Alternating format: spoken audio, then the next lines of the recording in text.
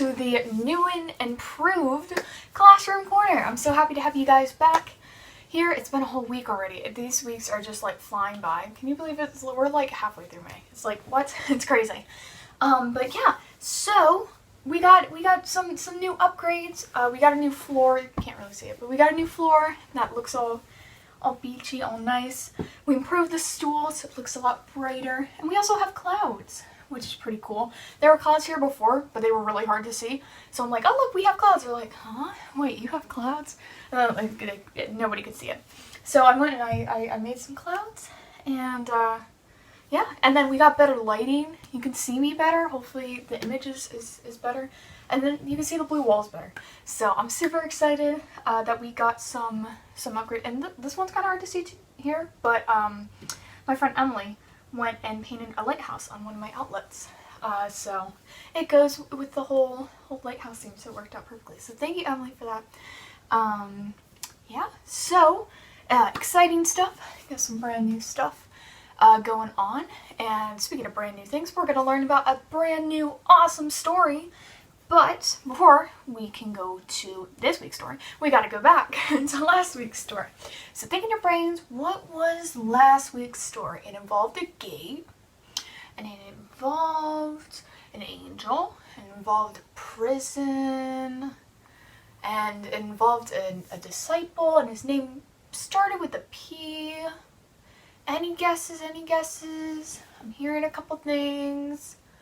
It was Peter. Yes, we learned about Peter in prison, and we learned about him and how he was in prison. He was guarded by, if you remember how many soldiers, good for you. How many, if you remember? 16 soldiers he was surrounded with, all around his cell, and he was on high security. Nothing was gonna get through them, or so they thought. But he went and he escaped prison with the help of God and an angel. And then he went and he knocked on the gate, and, well, he went to the house that people were praying for him in. And he knocked on the gate, and Rhonda came, and Rhonda was so excited that she forgot to open the door because she was just so excited to see Peter, and I would be too. So it was a great story. I made an awesome craft. Remember, if you make your crafts, please post them on Facebook. I really want to see your guys' crafts. I have not been able to see your guys' crafts, and that makes me so sad because you guys make the best stuff. Guys are so creative and so amazing, as always. So it would be awesome for me to see some of your stuff. So post them on Facebook with your parents' permission, and just get your parents to be like, hey, I want to post my craft on Facebook. Go ahead and post it on Facebook under the Facebook post that would be for its appropriate week, and I'll go ahead and check them out. Okay, so now today we're learning about yet another person, and this person, well, I don't want to spoil it. His name kind of starts with a P, kind of doesn't. We're learning about, and the story is called A Changed Man, and we're learning about a guy named Saul. Now, Saul was mean. Saul, he was not nice. He was angry, he was mad, and most importantly, Saul did not like Jesus at all. Saul was against Jesus. He did not like Jesus or his followers. He did not like God, anything about Jesus, anything about Christianity. He was like, no, not having any part of it. He was not a very good man. So this story comes from Acts chapter 9, verses 1 through 19. And this is a story of a changed man. So Saul did not like Jesus' followers. Make your angriest face, your absolute angriest face. That's how mad Saul was constantly. He did not like him. And he was on his way to put some of them in jail. So he was like, you know what? I know, because back then in certain places it wasn't right to worship whoever you wanted, unfortunately. Now it hasn't, so anybody can worship whoever we want to with the freedom of religion and whatnot. But back then it was like, no, you have to, whoever the king was like, you need to worship him or you need to worship me, that's what you had to do. That was the law, and that was not good. Thank goodness it's different, and we can worship God now freely, without consequences. But back then, it wasn't, unfortunately. So Saul was like, you know what? I have some evidence that these people are not obeying the law and that they're following Jesus. So I'm gonna go and I'm gonna put him in jail, because he did not like him at all. we're talking about a lot of jails recently. Pretty funny. Okay, so look how mad Saul is here. Look how mad he is. He is just so mad and so angry.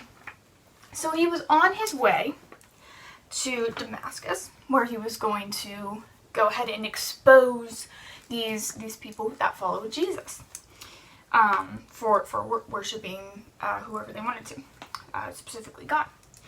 But then suddenly a bright light flashed around him. So he's just walking, normal day, walking, and all of a sudden this bright light just flashed, and Saul fell to the ground. And a loud voice asked, "Saul, why are you against me?" And Saul was afraid. If I was Saul, I would be pretty scared too, because I mean, out of nowhere, he's just walking and like, oh man, I'm gonna expose those people, and he's just walking, and all of a sudden this bright light comes out of nowhere, and it's just a normal day. It's just a normal everyday day, and he's walking, and this bright light comes out of nowhere, and then this big booming voice asks Saul, "Why are you against me?" And Saul's like, who is this voice? Why is he talking to me? How does he know my name? And he's like, and he goes and so Saul was afraid, and he cried out, "Who are you?" And the voice replied, "I am Jesus, the one you are against." So, whoa, this is pretty crazy. Because Saul, he's going out to stop people from worshiping Jesus, and he's interfering straight to him, and he's like, "Hey, you can't be doing that." And he's like, "I am Jesus, the one you are against." And could you imagine how Saul must have felt? Because remember, he does not like Jesus. Anything about him, he does not like him at all. So the person who he is against and who he doesn't believe just appeared to him. Not appeared, but appeared to his ears, I guess, with that voice and that bright light, which is so crazy. So, look, there is Saul over here, and there's a bright light, and he is like, because it's a bright light. Think of like the sun. Like the sun was like right next to him almost. It wasn't actually the sun, it was a bright light, but it was like the sun's rays. So he said, "Go to Damascus and you will be told what to do." So that's what Jesus said. So he's like, "Go to Damascus and you will be told what to do." And then when Saul got up, he could not see. He was blinded. Here, let me show you a picture here. So Saul's like trying to find his way, because he is very blind. And he could not see, so he has to get to Damascus. He's scared out of his wits right now, and he's like, "Okay, I gotta go to Damascus because Jesus told me," and he's a little shaken up, and I would be too. So do you think, after having all that, do you think he just went back the other way and said, "You know what, I don't think I'm gonna do this"? Or do you think he was like, "Yep, we gotta go to Damascus right now"? What do you think? Do you think he listened to Jesus, or do you think he turned around and went the other way and did something else? Exactly. He was so scared that he just went, and he was like, "Okay, we gotta go." So he went, and some men who were traveling with Saul led him to the city. So it's kind of hard to walk through a city when you can't see. So luckily there were some men who were traveling and helped lead Saul. And Jesus had also appeared to a man named Ananias, and Jesus led Ananias to Saul. So Jesus, he's popping up all over the place. So he appeared to Saul, but then he also appeared to Ananias and be like, "Hey, there's going to be this guy that is going to be blind, he's going to be scared, and he's going to be on his way to Damascus, and I need you to help lead him to Damascus." So Jesus led Ananias to Saul, and then Ananias led Saul to Damascus. So, show you guys a picture here. So there Saul is, blind still, right there. And there is Ananias as well. So, Ananias laid his hands on Saul and said, "Jesus sent me to you.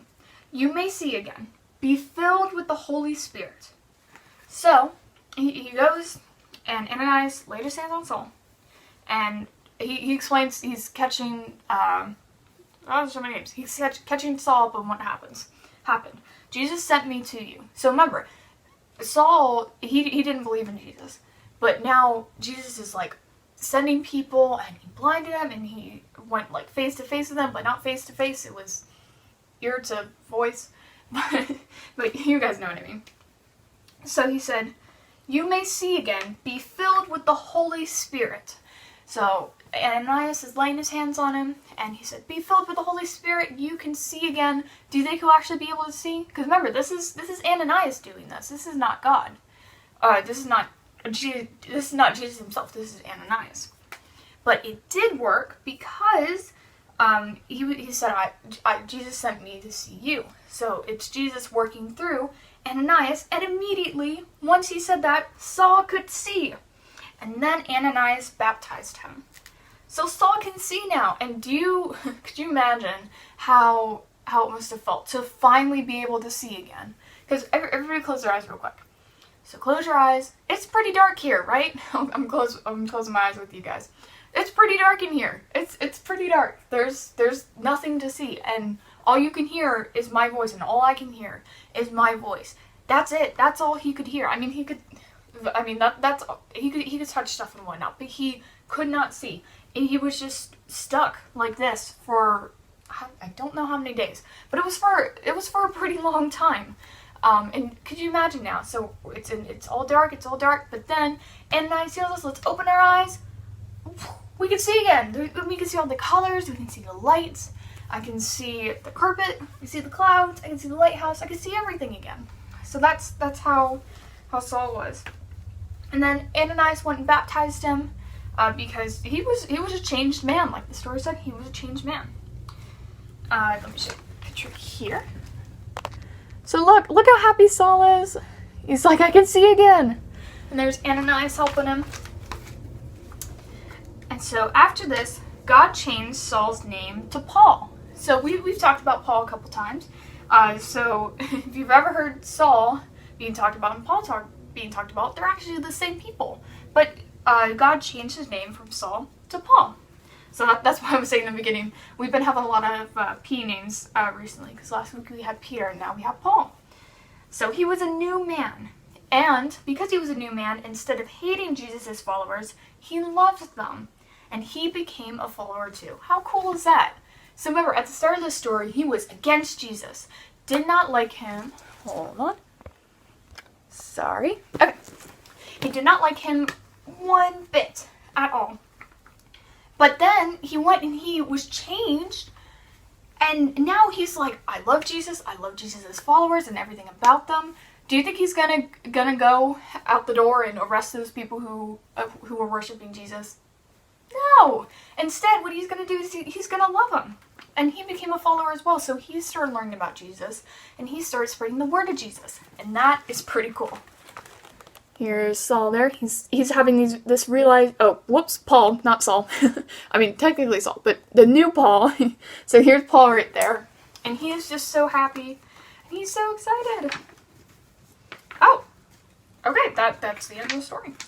Paul did many things. I'll go ahead and touch on this real quick. So Paul did many things. Paul traveled far and wide. He taught everyone he met about Jesus. And the new believers were called Christians because they were followers of Jesus. So look, there's Paul, sorry. So there's Paul there, and he is just going out, and he's, look at that. It's fine. Okay. So Paul's going out, and he is spreading the word of Jesus. Paul traveled with different helpers. He shared the good news with everyone he met, and he baptized many people. So there's Paul baptizing that woman there. So he is baptizing people left and right. And during Paul's travels, he started many churches. And sometimes he would walk for miles and miles. But at least this time he could see. So look, he's traveling. And he's starting all these churches. He's doing a lot of good. Which is awesome. Other times, he would take a boat across the seas. He told everyone about Jesus' love for them. There we go. So check that out. Look how much he's traveled. On sea and on land. He traveled and traveled as much as he could to tell everybody about Jesus. So you really can see that Paul was a very changed man The Saul that he once was no more. Instead, he was Paul, and he was all for Jesus, which is so awesome. It's crazy how he just went from disliking Jesus so much to now loving him and wanting to learn everything and do everything to spread his word and his name and just everything about him. And that is so cool. That is so amazing. So that is the Bible story for today. Because we have finished another story, we got to put a poster piece on. So I'm going to go ahead and glue that. And it is glasses. Now, while I'm gluing this, why would you think we would have a poster piece that had glasses? Here's a little glasses thing here with also a ray of sunshine and a road. We got a lot of symbols in this one. And we even got a city in the back there too if you look really closely. Look at that. So why do you think we would have glasses? Well, oh, look at that. I have glasses. Perfect example. So I don't necessarily need my glasses, but when I have my glasses off, I can see. They just kind of help me with my vision. But in most people's cases, when they wear glasses, they usually can't see when they take their glasses off. But then when they have their glasses on, then they can see so clearly. So that's what God did with, or what Jesus did with Saul, then to Paul, is when Saul was Saul, he didn't have his glasses on. He couldn't see. He was blinded, as you know. And then Ananias went and healed him, and then he could see again. So that's why we have glasses. We also have the ray of sunshine too. Because that was what blinded him. And then we have our road, because he was on the road to Damascus. And then we have our little city of Damascus in there. So there we go. This poster is coming along quite well. We only have one more left. That's crazy. Only have one more left. So next week, we're actually going to be continuing the adventures of Paul. He's going to get in quite a pickle, but we're going to see how he's going to get out of it. So I'm excited for that. Now, for the craft for today, we have, I love this so much. We learned a lot about love today, and how Paul, when he went from Saul to Paul, he changed. And instead of hating Jesus' followers, he now started loving Jesus' followers. Real quick, little sign here for you in ASL. This means love. So if you just cross your arms, that means love. You can also do I love you. Or if you love an object, you can go like that, and that is love. So there's 3 different ways to sign love. So little ASL there for you. So Paul was all about love. He loved so much after he was changed, and he was a changed man. So for the craft for today, I'm going to take off my glasses. These do not fit me. These are meant for much smaller people than me. But we're making love glasses. There we go. We're making love glasses today. So they are little red heart glasses that are, I'm going to put my real glasses on. There we go. We're making little, I'll scoot forward a little. We're making little heart glasses.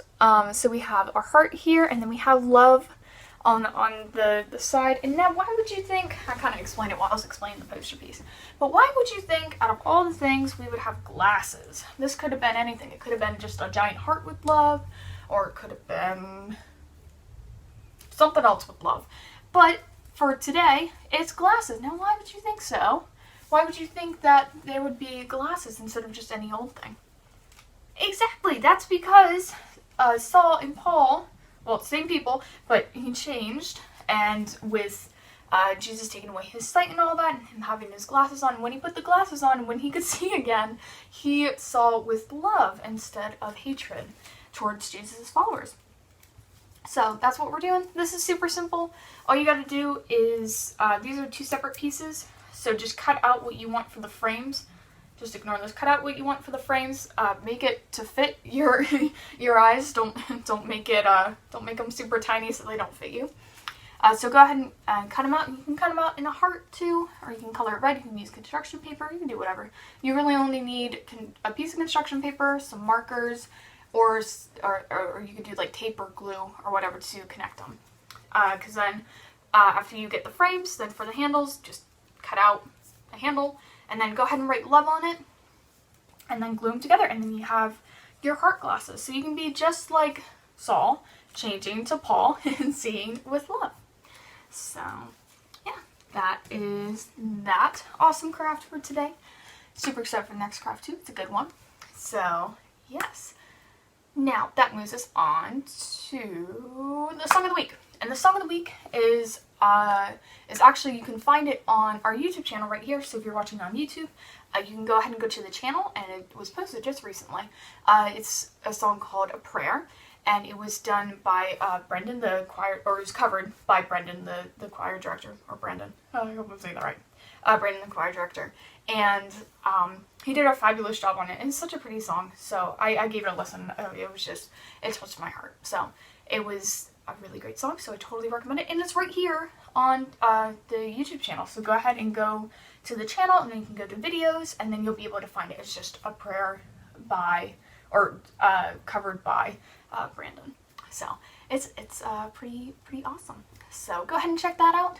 It doesn't really relate to the story, but we can all use a nice prayer, and it's such a pretty song. So I really enjoyed listening to it, and I hope you guys will too. So we're going to go ahead and finish up with the Lord's Prayer. We're running a little bit over time here, sorry about that.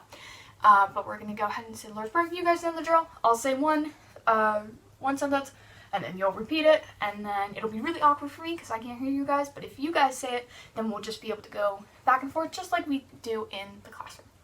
So, alright. Our Father, who art in heaven, hallowed be thy name. Thy kingdom come, thy will be done, on earth as it is in heaven. And give us this day our daily bread, and forgive us our trespasses, as we forgive those who trespass against us. And lead us not into temptation, but deliver us from evil. For thine is the kingdom, and the power, and the glory, forever. Amen. And that concludes our children's church or classroom corner for today. Tune in next week. We're going to follow more about the adventures of Paul and see what kind of a pickle he gets into, and if he'll be able to get out of it. There we go. Get out of it. Who knows? Maybe he will. Maybe he won't. We'll just have to wait till next week to see. What will be the craft? What will be the song of the week? Who knows? I don't know what that was, but it'll be some exciting stuff for sure.